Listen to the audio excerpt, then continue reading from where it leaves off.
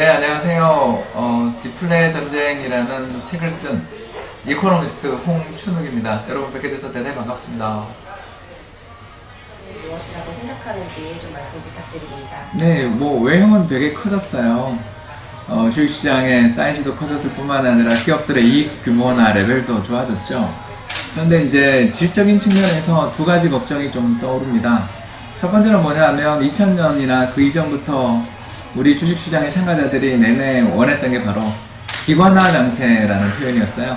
다시 말씀드려서 장기 투자 기반을 가지고 있는 기관 투자자들이 시장의 안전판들 역할을 좀 해주면서 시장의 변동성이 줄어드는 일이 기대됐는데, 사실 아직까지도 동학개미 운동이라는 이야기가 있을 정도로 주식시장의 폭락장세에서 개인 투자자들이 적극적인 사자세에 나서는 그런 일들이 벌어질 정도로 상대적으로 기관 투자자들의 역할이 미미하다는 게 걱정이고요.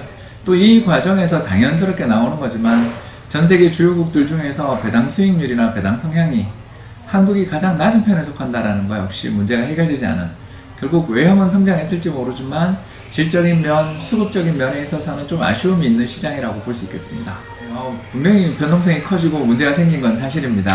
특히 DLF 사태라든가 더 나아가서 최근에 나타난 원유 선물 관련돼 있는 여러 가지 상품들의 문제들은 분명히 시장에 악영향을 미칠 수 있는 요인입니다. 그러나 이 대목에서 제가 한 가지 문제를 좀 제기하고 싶은 게 바로 뭐냐 하면, 기관 투자자들은 다양한 해지 수단들을 가지고 있습니다. 이른바 롱숏 포지션이라고 들어보셨을 겁니다. 그래서 주식에 대해서 매수 포지션을 잡았다면 이에 대해서 자유롭게 매도 포지션도 잡을 수 있을 그런 여지들이 충분히 존재하고, 실제로 금융시장에는 프라임 브로커들이 이 역할을 수행하고 있어요. 반면 개인 투자자들 입장에서 주식시장에서 투기적 포지션이든 해지 포지션이든 아무튼 매도 포지션 잡거나 레버리지 투자를 추구하기가 되게 어려운 면이 있다는 것 역시 인정할 필요가 있지 않나 생각됩니다. 따라서 고위험의 상품에 대한 투자자들의 인지, 그리고 더 나아가서 투자 여력을 가지고 있는 분들의 투자를 촉구시키는 등의 정책들에 대해서는 반대 의견이 없습니다만, 시장에서 레버리지 상품이나 인버스 상품 자체를 퇴출시키려는 듯한 그런 움직임이 나타나는 것에 대해서는 저는 그건 좀 너무 과하지 않냐, 이렇게 생각하고 있습니다. 진행될 것이라고 생각하시나요? 예, 저는 낙관론자입니다. 이 자본시장에 오래 몸을 담아서 그런지 모르겠지만, 일단 경제가 굉장히 어려움에 빠졌을 때가 오히려 투자의 적기라는 것을 많이 느끼게 되고요. 반대로 주식시장이 호황을 보이고 금융시장의 참가자들이 자제력을 잃었다라고 생각될 때가 지나고 보면 투자에 굉장히 위험한 시기였다는 걸 많이 알게 되거든요. 더 나아가서 최근에 100여 개가 넘는 그런 다양한 약품들에 대한 테스트들이 지금 진행되고 있기 때문에 코로나 사태에 대비할 수 있는 치료제 및 백신 개발에 대한 기대들도 높아지고 있다는 점을 감안할 필요가 있을 것 같습니다.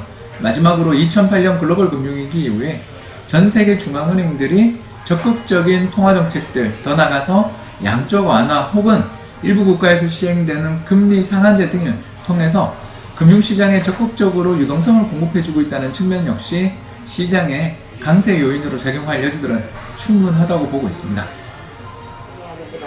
네, 두 가지 투자법을 저희가 좀 생각을 하고 있는데요. 첫 번째 요인은 바로 달러 자산에 대한 투자를 말씀을 드릴 수가 있을 것 같습니다. 달러 자산에 대한 투자를 말씀을 드리는 이유는 무엇보다 달러가 안전자산이라서 디플레 전쟁에서 만에 하나 우리가 패퇴할 수도 있잖아요. 그러면 장기 불황의 리스크들이 부각될 때 해외 투자, 특히 우리 경제가 어려움에 처할 때 더 강세를 보이는 자산에 대한 투자들을 확대할 필요가 있다는 말씀을 좀 드리고 싶고요. 두 번째는 일본의 사례에서도 잘 확인할 수 있는 것처럼 성장주에 대한 관심을 좀 가지실 필요가 있습니다.